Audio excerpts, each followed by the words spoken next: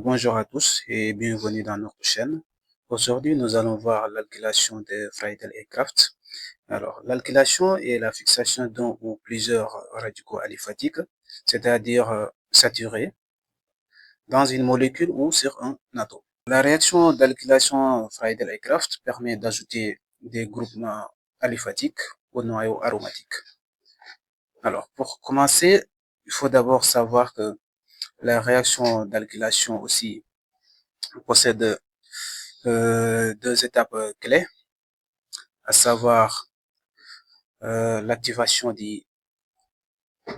ici, à savoir d'abord nous allons voir l'activation du carbocation et l'attaque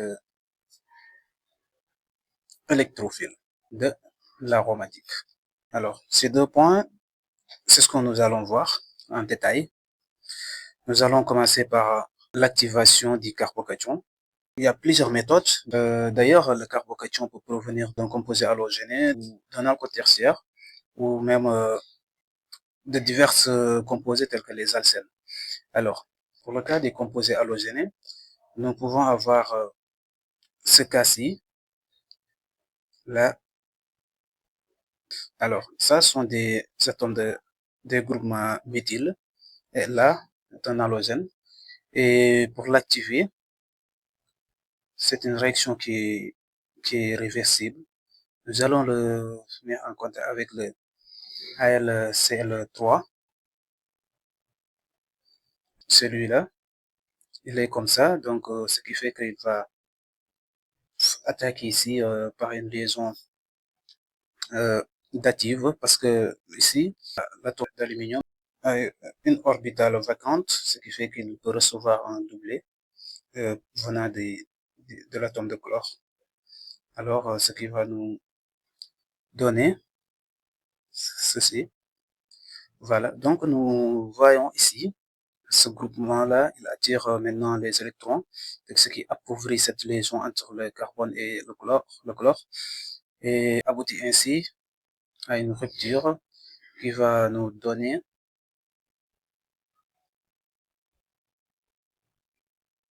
ça, avec ça, carbone chargé positivement.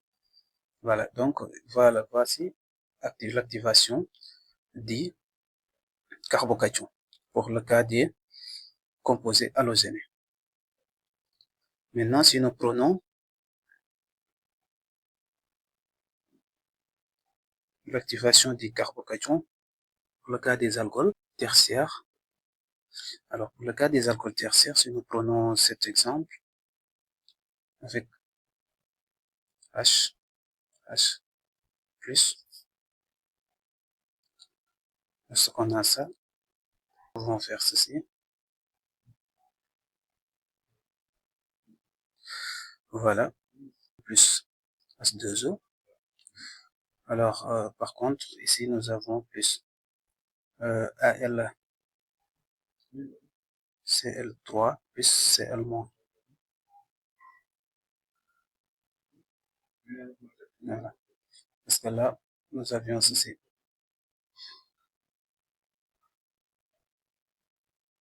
Voilà. Maintenant, pour l'activation du carbocation, le cas des alcènes.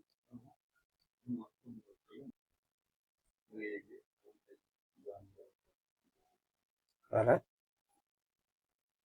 Lorsqu'on fait la protonation, on a ici l'attaque là qui va nous donner ceci. Voilà. Ici, on aura juste ça. Maintenant, une fois qu'on a vu maintenant l'activation des carbocations. Ici, ça, c'est le carbocation, c'est ça. Nous avons le carbocation qui est là, un carbone. On l'appelle carbocation. Ici, le carbocation. Et Ici, le carbocation, il est là. Voilà. Donc, en deuxième étape, nous allons voir l'activation électrophile de l'aromatique. Alors là, si on prend le benzène, alors, plus le carbocation qu'on avait déjà activé, l'attaque sera, ceci va directement venir. C'est-à-dire, nous pouvons le prendre de ce sens, ce sera beaucoup plus clair. Alors, ceci conduit là, nous dessinons maintenant notre.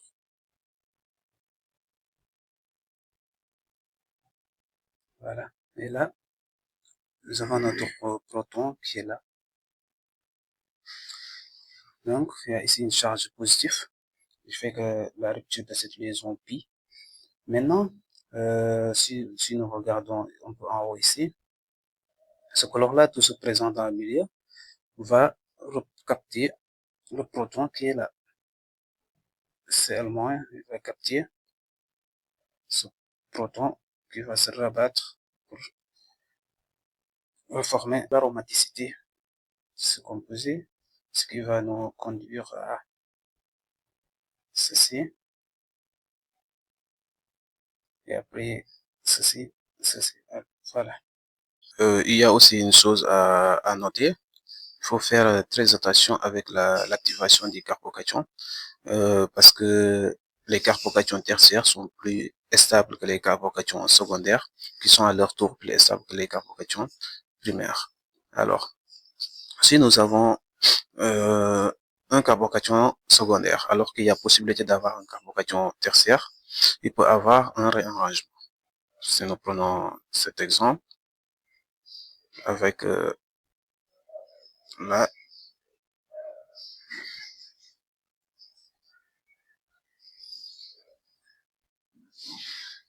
en présence de AlBr3. Alors, dans ce cas, nous allons faire réagir le Br plus avec le AlBr3 qui va donner le Br là, il va venir taguer, ce qui va nous conduire à ça. C'est Br, Al, Br3. Moins ici, et plus ici. Si nous avons cette rupture, ça va conduire à ce composé plus du AlBr3 plus du Br moins. Et par la suite, nous aurons un réarrangement. Parce que là, c'est un carbocation primaire. Le carbocation de côté est beaucoup plus stable. Donc, nous allons faire ce qu'on appelle un réarrangement par transposition des groupes méthyl, ce qui conduit également à se composer et la charge va être là. Nous allons nous faire réagir avec l'arôme qui se fait ça, là, plus,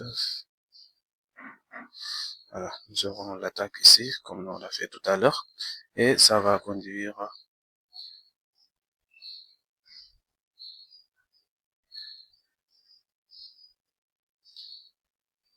ça, là, quand il attaque, alors, il y aura une unité, donc, il y aura ici un groupe méthyl. Donc, ici, nous avons notre H qui va être attaqué par le Br- pour conduire le Br- prend là, là, il vient. Ceci nous conduit à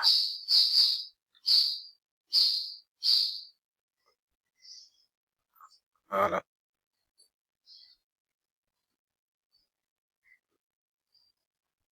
Voilà le composé, plus HBr plus maintenant AlBr3. Voilà, ça c'est notre composé majoritaire.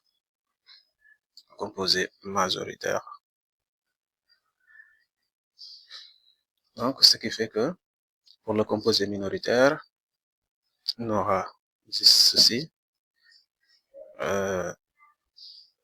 qui va attaquer le composé le moins stable.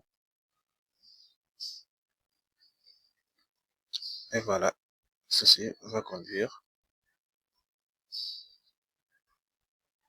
à ça, enfin à la fin.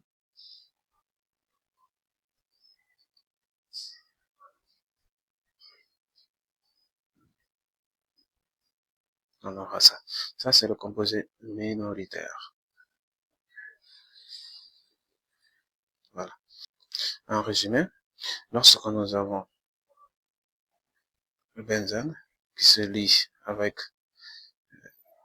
ce composé en présence de AlBr3, nous aurons ça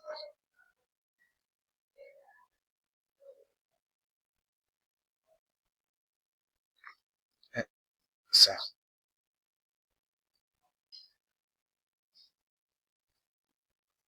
Ça, c'est le composé majoritaire. Et là, le composé minoritaire. Voilà. C'est ça que nous avons. Alors, voici l'alkylation de Friedel et Crafts avec un exemple pour le cas des carbocations primaires, secondaires. Et je crois que la vidéo vous a plu. Et si tel est le cas, n'hésitez pas de liker, de partager et de vous abonner surtout pour recevoir nos prochaines vidéos. Et on vous dit à la prochaine.